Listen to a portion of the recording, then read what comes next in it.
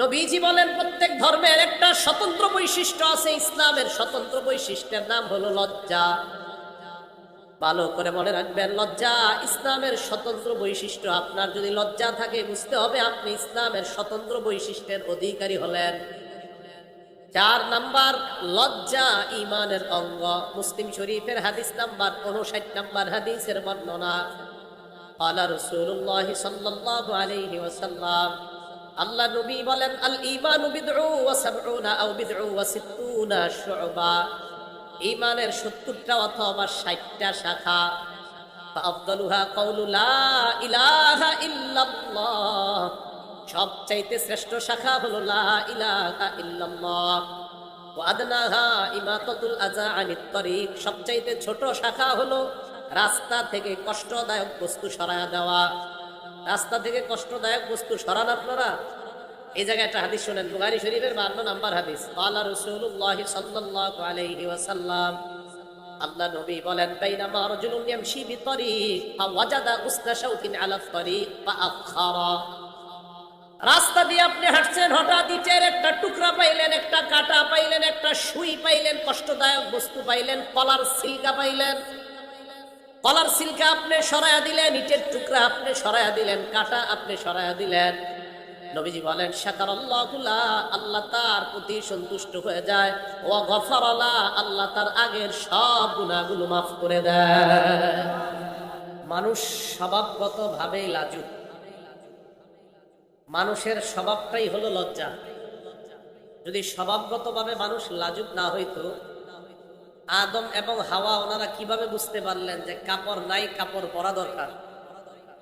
ওনাদের স্বভাবগতভাবে লাজুক হওয়ার কারণেই তাড়াতাড়ি ওনারা জান্নাতের পাতা দিয়ে নিজেদেরকে ঢাকা শুরু করবে। এই আয়াতের সামনে রেখে আপনাদের সামনে আমি যে বিষয়ে আলোচনা করব, এই বিষয়টার নাম লজ্জা। বলেন সবাই, কি লজ্জা? লজ্জা নিয়ে আলোচনা করার আগে ভূমিকা স্বরূপ বুখারী শরীফের 4টা হাদিস শুনব। বুখারী শরীফের হাদিস নাম্বার 80।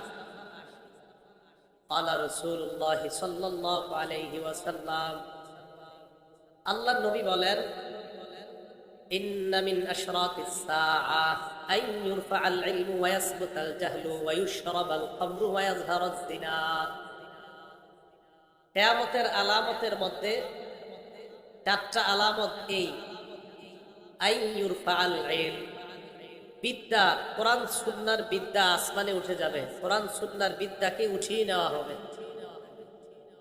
2 নাম্বার, ওয়া ইয়াসবুতাল জাহ, মূর্খতা বিস্তৃতি লাভ করবে, মূর্খতা সমাজে ছড়ায় পড়বে।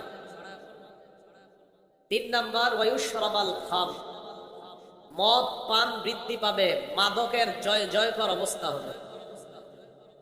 4 নাম্বার, ওয়া ইয়াযহারাজ জিনা, ব্যভিচার ব্যাপক রূপ ধারণ করবে। ব্যভিচার সমাজের মধ্যে এমন একটা অবস্থা ধারণ করবে, সমাজের অলিতে গলিতে ব্যভিচার সংগঠিত হবে। বলি নাউজুবিল্লাহ। এগুলো বুখারী শরীফের একটা হাদিস। বুখারী শরীফের 5590 নাম্বার হাদিস। এই হাদিসে নবীজি সাল্লাল্লাহু আলাইহি সাল্লাম বলেন, লা ইয়াকুনান্না মিন উম্মতি আকওয়াম ইয়াস্তাহিল্লুনাল হিররা ওয়াল হারিরা ওয়াল খামরা ওয়াল মাআজিম। আমার উম্মতের অসংখ্য অগণিত মানুষ ইয়াস্তাহিল্লুনাল হিররা, জিনা করা, ব্যভিচার করা হালাল মনে করবে। বলি নাউজুবিল্লাহ। জিনা করা হালাল মনে করবে। ওয়াল হারিরা, রেশমের পোশাক পরা হালাল মনে করবে।